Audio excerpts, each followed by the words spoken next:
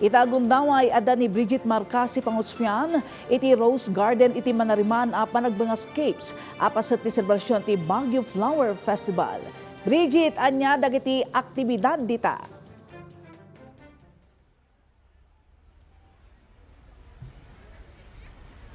Ala karaman kadagiti formal nga nailukat iti kalman ket iti market encounter wenno ti panagbenga market encounter ken daytoy panagbengascapes wenno iti competition iti landscapes iti Rose Garden Burnham Park.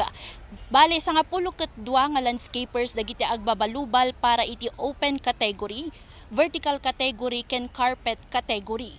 May sa kadagiti pakasuknan ita dagiti landscapers ket iti kinaawan ti supply ti danom nga aramaten da nga mangsibog kadagiti mula dano pay addan itiin mo na nga nadakamat nga may sa kadagiti tutukan iti sepmo ket iti panakaypaay iti supply ti danom kadakwada. Ngem iti baet ti daytoy nga parikot daytoy ita iti may sa kadagiti kang runaan met nga turturungan ita dagiti turista iti Rose Garden.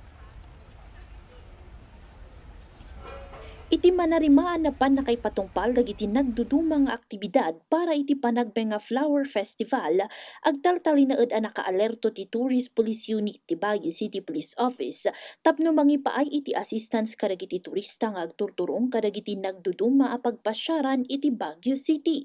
Sigun iti opisina, adda ti bukod da a deployment a nakasagana para iti makabulan nga aktibidad ti panagbenga. As to Tourist Police Unit, ang main po na babantayan namin, lahat po ng parks.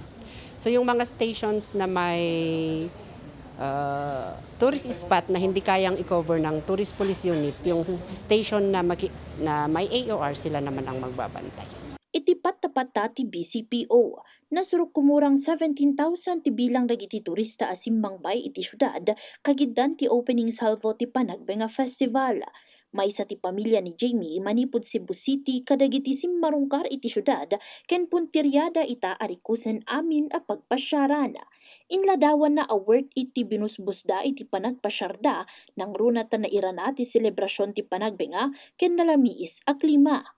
Based on our experience last night sa night market, I can say 9, maybe 1 for improvement. I didn't feel any harm while enjoying the view last night, so that's why I'll give 9. Timot agasawa ada Catherine ken Ismael manipod Tarlac. Travel goals achieved ti panangiladawan da iti panagpasyarda nang runa ta adu dagiti baro nga aktibidad ken napipintas a pagpasyaran a nailukata. Naragsak da nga imbinglay dagiti tinurong ken kapadasan da iti panagpasyarda. Sigun kadakwada, uray daytoy ti umuna adaras a nagturong da iti syudad ket mariknada ti relaxing ken nabara a panagsarabo dagiti umili kadagiti padada at turista. Feel namin safe po dito kahit maglakad ka kahit gabi, ganon. Feel safe naman po. Tsaka yung mga tao po very friendly, ganon. Kagiddan iti daytoy, mangnamnamamot ti Tourist Police Unit iti panagtalinaed a natalget ken naulimog ti syudad para kadagiti umili ken turista nang runa tay kagumaan da nga ipaay ti serbisyo da para iti linak ken kapya.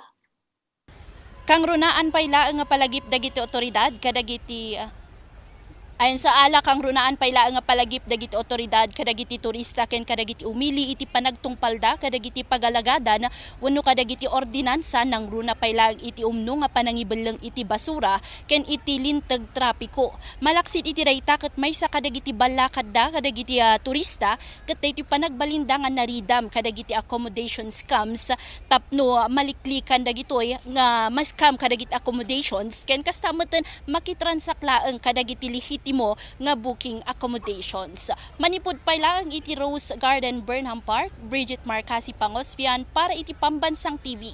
Iti baro a Pilipinas.